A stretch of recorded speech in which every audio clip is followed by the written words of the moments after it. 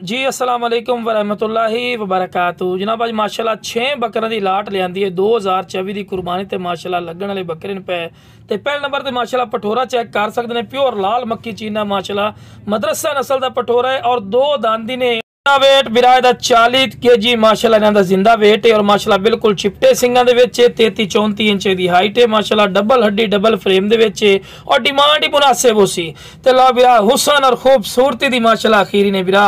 हुण वेखो जी हो जो पठोरे अगर मदरसा मंडी है या किसी अयाली कोल या किसी फार्मर कोल पुछो तो कम अज कम तुहानू बिरा 60-70 हज़ार रुपए तो घट एक पठोरा नहीं मिलना। लेकिन बिरा अपने कोल जेड़ा 6 दी लाट लई सी इंशाल्लाह मुनासिब रेट ते मिलसी ते माशाल्लाह 2 दांदी ने और बिल्कुल चिपटे सिंग माशाल्लाह चंगी जालर खूबसूरत माशाल्लाह पठोरे ने और लो बिरा फुल प्रूफ ना दिखा रहा है कि 2 दांदे।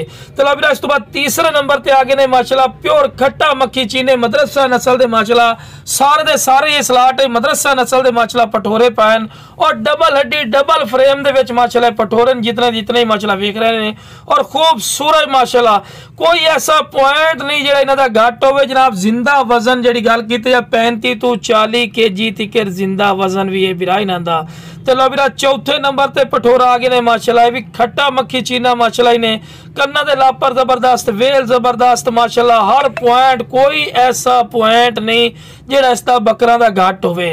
हाँ मेरे को कोई आवना चाहे जनाब मेरी जी लोकेशन है बिरा लुडन शहर जिला विहाड़ी है। लुडन मेन अड्डे ते यूबीएल बैंक और पीएसओ पंप के सामने इतने मेरा सोना भाई आके भी लै सकते ने। ते कार्गो की जी सहूलत की गल की जाए कार्गो की सहूलत माशाल्लाह आल पाकिस्तान मौजूद है बिरा।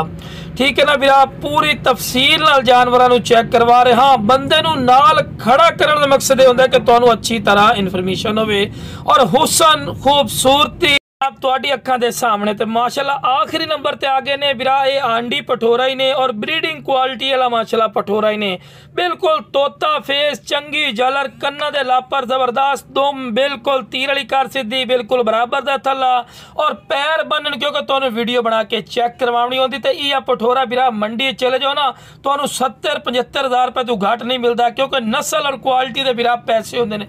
ये बकरियां वास्ते जबरदस्त ने अगर 2024 की कुर्बानी ते लो ते फिर भी माशाल्लाह कमाल दी चीज़ है और डिमांड ही बिल्कुल जायज़ और मकूल हो सी। जिस बिरा पठोरे चाहिए 6 जनाब स्क्रीन ते नंबर चलता पे इस ते राबता करके मुनासिब की